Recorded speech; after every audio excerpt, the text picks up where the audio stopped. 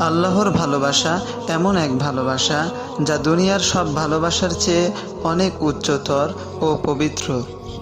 মানুষ যতই ভালোবাসুক না কেন, সেই ভালোবাসায় অভিমান, প্রত্যাশা কিংবা স্বার্থ লুকিয়ে থাকে।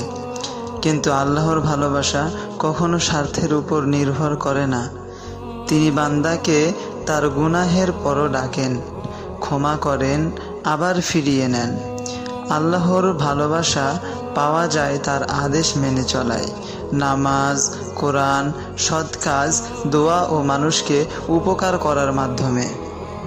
আর আল্লাহ তাআলা কোরআনের মধ্যে বলেন যে নিশ্চয় আল্লাহ মুত্তাকিদের ভালোবাসেন।